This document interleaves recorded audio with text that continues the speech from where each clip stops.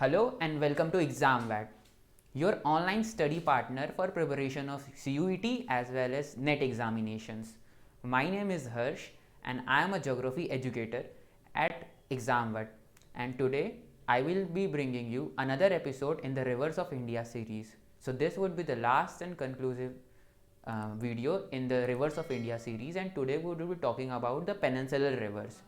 So before starting the video, I would request you to please subscribe our channel and do press the bell icon to get instant notification of all the videos which will be uploaded on our channel for preparations of CUET examinations. You can also check the video description link for other videos in the Rivers of India videos playlist, as well as you can also get a link to our channel where you can download PDF of the videos.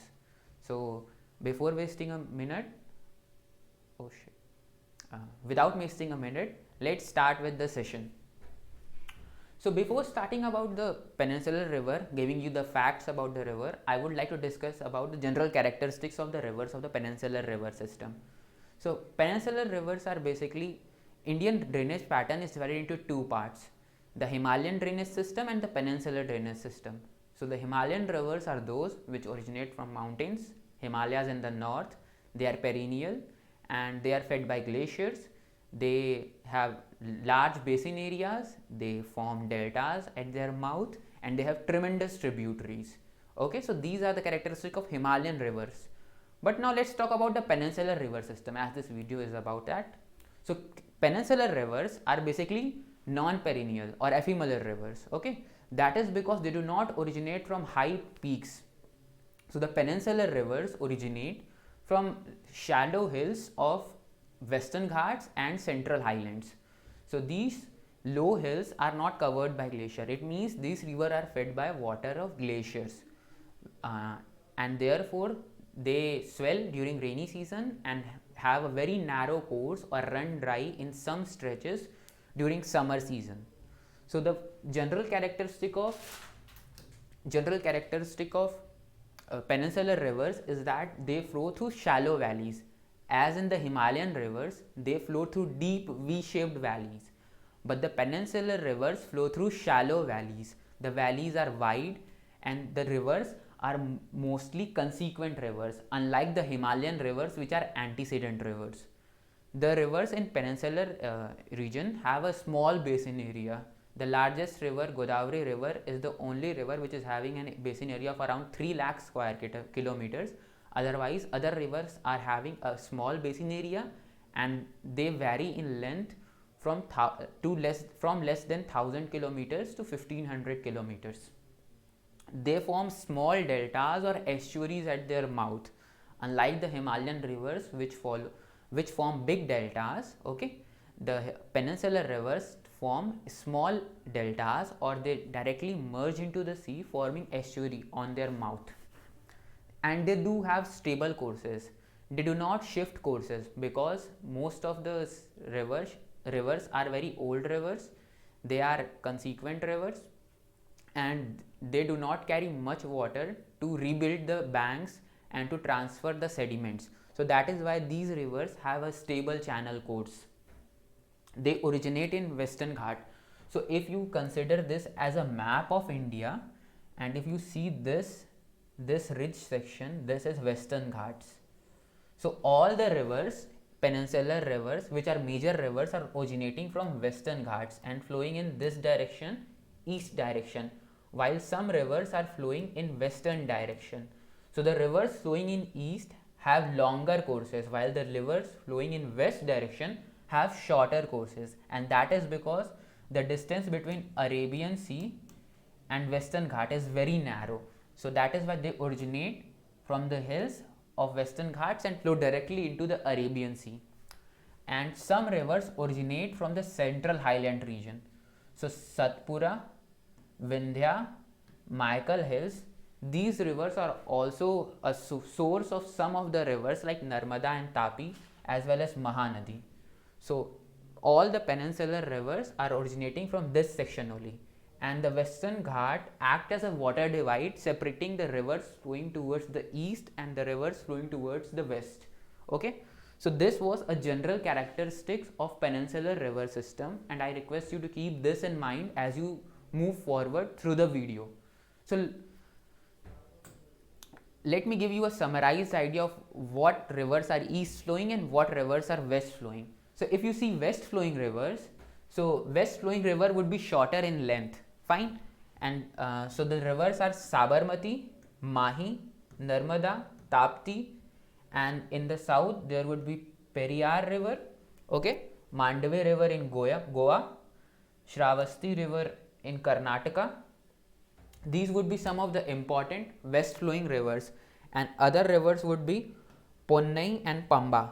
Pamba river is an important river of Kerala and it flows directly into Vembanath Lake or Vembanath Kayal in Kerala.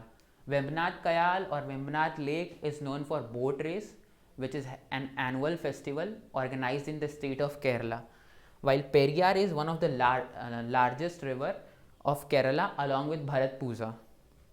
Bharatpuzha river is also called as Ponnai river. So these were some of the important west flowing rivers. Now let's talk about some of the important east flowing rivers. So east flowing rivers have longer course in comparison to west flowing rivers, and they do form delta at their mouth because they carry tremendous amount of sediments during their course. So some of the important east flowing rivers are Subarnekha, Brahmani, Mahanadi, Godavari, Krishna, Palar, Pennar, and Kaveri. These are some of the important east flowing rivers. They drain into Bay of Bengal and they flow through the states of West Bengal, Jharkhand, Odisha, Madhya Pradesh, Maharashtra, Telangana, Andhra Pradesh, Karnataka, and Tamil Nadu. So these are some of the states which are drained by waters of east flowing rivers, in which Godavari is the largest one. And if we see the north to south sequence, we would see Subarnekha, Brahmani, Mahanadi, Godavari, Krishna, and Kaveri. So sometimes in examinations they would ask you to arrange the rivers in sequence from north to south and south to north. So it is important for you to keep this map in mind while you also learn the facts. So it would give you a general idea and you will be able to solve such questions where arrangement is required. Fine. So wherever the question will be asking you to arrange in north to south and south to north, if you have a general idea of map, you will be able to answer those questions very correctly. Now we will see each of the rivers, important rivers, one by one. So Sabarmati river. Sabarmati river originates in state of Rajasthan and it flows from northeast direction to southwest direction. Okay, it originates on the hills of Aravalli ranges.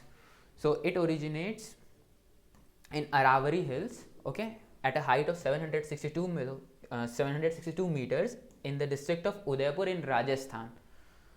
Aravalli Hills is a place where the river Sabarmati is originating, and Aravalli Hill is also a water divide because here is the Aravalli Hill, and from this side of the hill, rivers such as Sabarmati and Mahi are originating and flowing towards the west, whereas from other side of the hill, Chambal and its tributaries are originating and flowing in just opposite direction, northeast direction.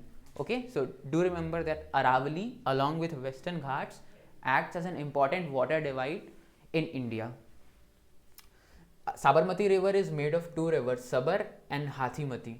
So these two rivers together meet to form Sabarmati river. So this is the source of Sabarmati river, and from here Sabarmati river traverses down in southwest direction and it flows through important cities in Gujarat state to finally discharge its water in the Gulf of Khambat.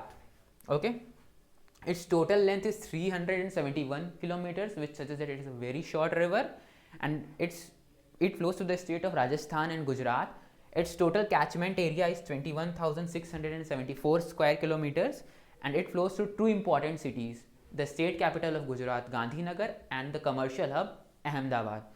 And some of the important dams or projects on this river are Dharoi, Hathimati, and Mehsho, Dharoi, and Hathimati. These are some of the important projects or lakes which are on Sabarmati river system itself, and it drains in water. It's water in Gulf of Khambat. So this was general idea about Sabarmati river.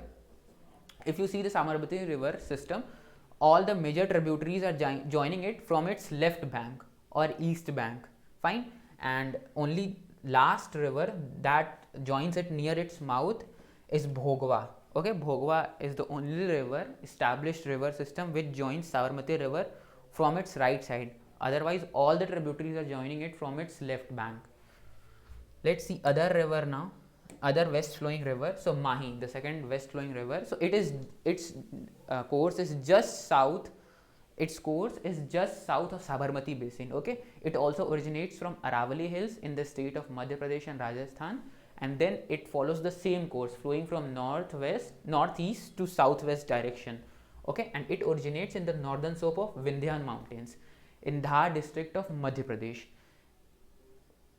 It is bounded by, so if you see its physiography, so this side is the Aravali ranges, here are the Vindhyan ranges, okay, and in the south are the Vindhyan ranges, and in the northwest and northeast is Malwa plateau. Okay, so this is Malwa plateau, this is Aravali, and this is Aravali, this is Vindhyan, and this is Malwa plateau. So the physiography of Mahi basin suggests that it is surrounded by hills from three sides. Therefore it is flowing towards the general direction of flow, the low lying areas, towards the western side. Its total length is 583 kilometers, so it is longer in length than Sabarmati river, which was just 371 kilometers. Okay, and its total catchment area is 34,000 square kilometer. Some of its important tributaries, so the right bank tributary is Som, and left bank tributaries are Anas and Panam. They will not ask you this in examination, they will just but you need to remember that, because questions can be asked about tributaries to identify which rivers are tributaries of which rivers. Okay, otherwise this part, the tributaries of Mahi, would not be asked in the CUET examinations. The question which can be asked is, suggest and name an important urban center located on the banks of Mahi river. So you can say, you need to know that Vadodara is an important urban center located on the banks of Mahi river, and some of the reservoirs or dams located on the river are Mahi Bajaj Sagar Dam, Kadana Dam, and Vankabori Dam. Okay, Vanakbori Dam, Mahi Bajaj Dam, and Kadana Dam. These are some of the important reservoirs which are located in Mahi catchment itself. Its catchment area is shared by Rajasthan, Madhya Pradesh, and Gujarat. So it is basically flowing through the borders of Rajasthan, Madhya Pradesh, and Gujarat state, and it finally discharges its water in Arabian Sea. Gulf of Khambat is the place where it discharges its water. So this is the mouth of Sabarmati river. Okay, and this is the place where Mahi river is discharging its water. So these two rivers have estuaries and they are very close to each other. The next important and the largest west flowing river is Narmada river. So Narmada basin is basically a rift valley which is between the Vindhyan mountains in the north and Satpura mountains in the south, and Narmada catchment spreads over the states of Madhya Pradesh, Gujarat, and Maharashtra, as well as some parts of Chhattisgarh. So let's see a detailed view of the Narmada basin. So it is the largest west flowing rivers and it originates from Amarkantak plateau. I have told you in other videos, if you have seen my other videos on river system, that Amarkantak plateau is an elevated portion from which many rivers are originating. So like from the northern side, if you see, tributaries of Ganga river are originating, and if you see the southern side, Narmada river and Tapti river are originating, and if you see towards the eastern side, Mahanadi river is also originating from the same place only. So radial drainage pattern can be observed on Amarkantak plateau. Do remember this, because questions have been asked on tell the name of place which shows a radial type of drainage pattern where many rivers are originating. So do remember the point that Amarkantak plateau is a central elevated portion from which many tributaries or many rivers are originating. The river flows westward from east to the west and its total length is 1310 kilometers. its catchment area is shared by Madhya Pradesh, Maharashtra, Gujarat and Chhattisgarh. Okay, and one point you need to remember about this river is that it forms Dhuandhar Falls, one of the most beautiful falls you will see in central India. The fall is on Dhuandhar Falls is in the district of Jabalpur and it is on marble rocks. Okay, so metamorphic rocks. So the Dhuandhar Falls, questions have been asked tremendous times about name the fall located on Narmada river or on which river Dhuandhar Falls is located or in which city Dhuandhar Falls is found. So do remember this fine point that Dhuandhar Falls is on Narmada river itself. Okay. Now some of the important tributaries of the Narmada river system. So if you see the right bank tributaries, so Hiran and Tendani are the two important right bank tributaries, and if you see left bank tributary, Tawa is an important left bank tributaries, and if you have read political science, you would have read about Tawa Matsya Sangh and their struggle against the capitalist system and the cooperative fish farming system of Tawa region farmers. Okay, so that is why Tawa is an important river. Some of the projects on this are Indira Sagar, Sardar Sarovar Dam, Omkareshwar, Bargi and Maheshwar Dam. So rivers are in the central India. The west flowing rivers as well as the east flowing rivers have numerous dams, and it is often a source of conflict between the natives and the government. The construction of dam in those regions is often a source of conflict. So you need to remember the names of dams. Like important dams are Omkareshwar, Sardar Sarovar. Okay, Sardar Sarovar and Medha Patekar. So questions have been asked from this topic also. So do remember this point. And Narmada river forms estuary. It does not form delta near its mouth, but it forms estuary near Bharuch. Okay, and some of the islands, largest one is Alia Beth and other one is Govali Beth. So island near its mouth, two important islands, Alia Beth and Govali Beth. Okay, and it finally discharges its water in Arabian Sea, very close to Bharuch district of Gujarat. The other important west flowing river that flows parallel to Narmada river system just south of Satpura mountains is Tapti river. Okay, so this is Satpura mountains, and from here Narmada is flowing, and from this side Tapti river is flowing. Okay, so this is a general physiography of the region from which Tapti is flowing. On this side is Michael Hill, on this side is Satmala Hills, Ajanta range. Okay, so it is also bounded from north and south side by hills, Mahadev Hills and Satmala Hills. So Mahadev Hills is also on east and Satmala Hill is on south. So it is bounded by hills and it flows westward. It has numerous tributaries, and most of the largest tributaries are joining it from its left bank than its right bank. Its catchment area is shared by the state of MP, Madhya Pradesh, then Gujarat, then here Maharashtra and some parts of Chhattisgarh. Okay, so these are the states through which the river is flowing, and some of the important tributaries of the river are Amravati, Purna, Sipna and Pranjra. These are some of the important left bank tributaries. They are well established, they carry tremendous amount of water, and these tributaries basically provide water to the Tapti river system, while Suki, Gomai, Arunavati are smaller rivers that join it from its right side.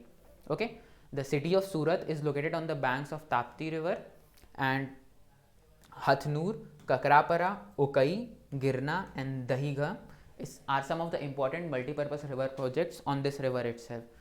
This river also discharges its water in Arabian Sea, Gulf of Khambat, and it also forms estuary. It does not form delta near its mouth. So this was about general idea about Tapti river. Now look at another west flowing rivers that flows in really southern part of the country. So Periyar river.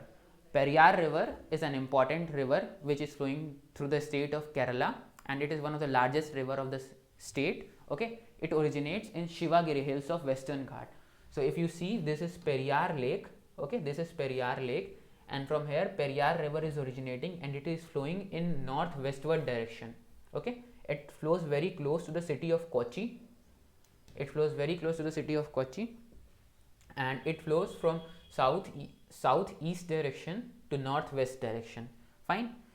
Its total length is 244 kilometers, and this is a perennial river. Unlike Narmada, Tapti, Sabarmati, and Mahi, this river is perennial river because the state of Kerala receives a tremendous amount of water during monsoon season, and also the hills of Western Ghat from which it is originating has numerous lakes. So that is why this river is perennial river, and its tributaries like Muthia Kuzum, Mullar, and Chethoni are some of the important tributaries that join Periyar river, and this river flows through the Periyar Tiger Reserve. Okay, so that was all about west flowing river. Now look at some of the largest east flowing rivers. So I have told you east flowing rivers would be larger in area, in length, and they would be carrying more sediments. So likewise they would be eroding major part of the catchment areas in upstream. Okay, and they would be forming deltas at their mouth. So the first river which we would talk about and flowing from west to east is Mahanadi river. So Mahanadi river, if you see, originates in the state of Chhattisgarh. Okay, Mahanadi river is originating in the state of Chhattisgarh, Michael Hills. Okay, Michael Hills near Sihwa district in Chhattisgarh is the place where this Mahanadi river is originating. This place is very close to the Raipur city, capital of Chhattisgarh, this state. Its total length is 851 kilometers.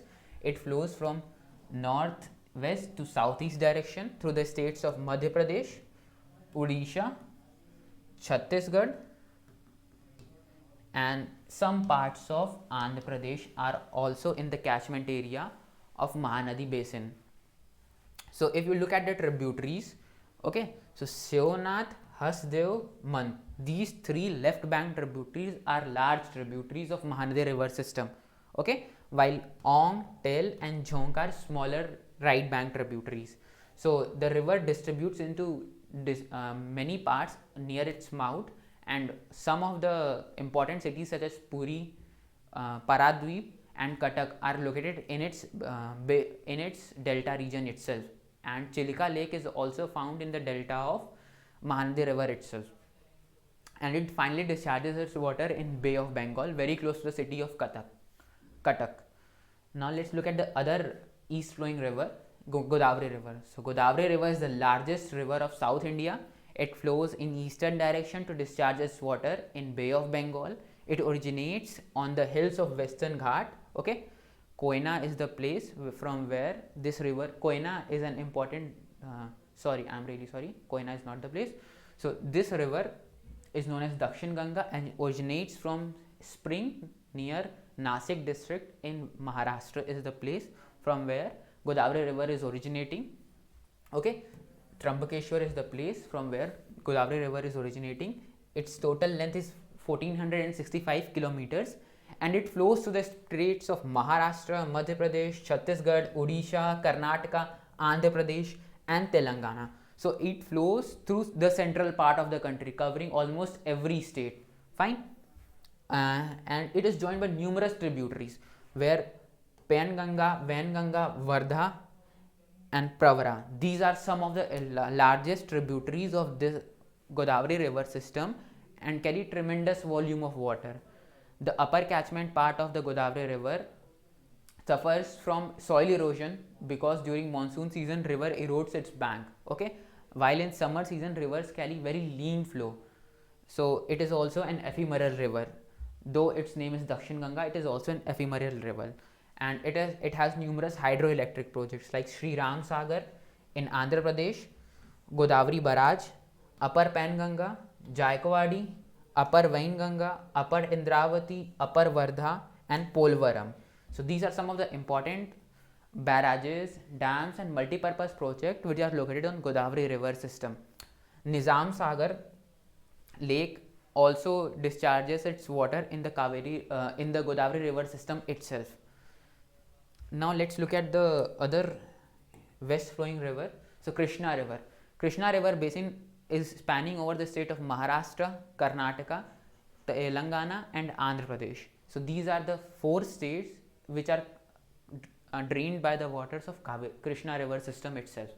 So this is the second largest peninsular river system, and this river originates from the spring near Mahabaleshwar. Okay, Koyna is an important headwater, as well as large multi-purpose project has been built in Koyna. So it is an important headwater of Krishna river system, and its tributaries are numerous. It has numerous small rivulets which originate from Western Ghat and then join the Krishna river system.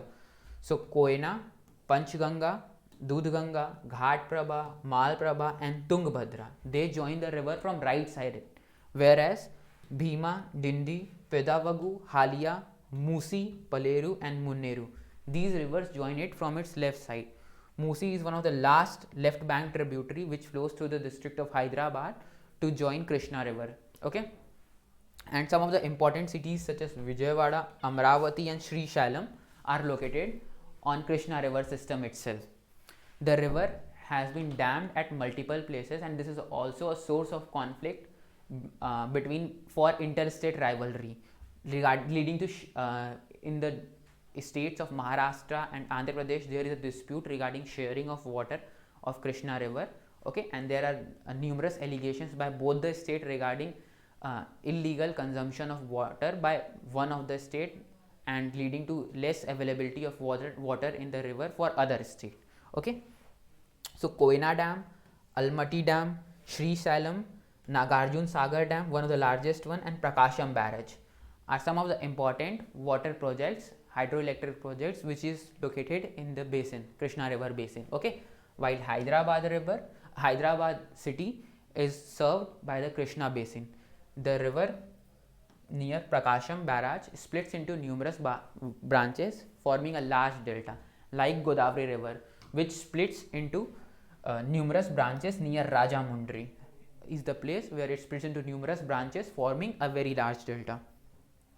The last and the most important river of South India, Tamil Nadu, flowing towards east and draining into Bay of Bengal, is Kaveri. So Kaveri river originates in the hills of Western Ghat in the state of Karnataka. Okay, so Brahmagiri Hills is the place in the city of Kodagu where Kaveri river is originating, and it flows from northwest to southeast direction. So this is the Kaveri river system, and it is originating in this place and flowing towards the east direction to discharge its water in Bay of Bengal. Its total length is just 800 kilometers. It is not very large river, but it holds cultural significance for the people of Tamil Nadu. Okay, and therefore it is also considered as Ganga river, equivalent to Ganga river in Tamil mythology. Some of the important tributaries of this river are Hemavati and Kabini. So these two are one of the important, most important tributaries, while other tributaries joining it from the left side are Harangi, Shimsa, Arkavati, Hemavati, and those joining from right side are Lakshman Tirtha, Kabini, Swarnavati, Bhavani, Noyil and Amravati. Okay, this river also forms one of the most beautiful falls to watch, Shiva Samudram Falls, which has a height of 100 meters. Okay, so Shiva Samudram Falls is also located on Kaveri river itself. Krishna Raj Sagar, Mettur Dam, Lower Bhavani, Hemavati, Harangi, Kabini and Kaveri Delta system are some of the important water projects which are located in Kaveri basin itself, and river distributes into several branches. So near Kuddalur, a place in Tamil Nadu, the river distributes into numerous tributaries, and these tributaries are named as Kollidam, Vennar and Arsalar, and it forms a large delta. So the general flat elevation formed by deposition of rivers in the delta leads to creation of garden-like topography, and that is why this region is called as Gardens of South India. Okay, and it finally discharges its water just south of Kuddalur town in Tamil Nadu state. So that was all about the rivers of peninsular India, the important rivers, the east flowing and the west flowing, their major tributaries, the cities through which they flow, the water that is discharged by this river, the states which they serve. Okay, the general idea I gave you about the rivers of the peninsular India. And if you like the video, do like our channel, do subscribe to our channel, and you can find link to the course which has been started for preparation of CUET PG examinations as well as NET examinations in the description of the box.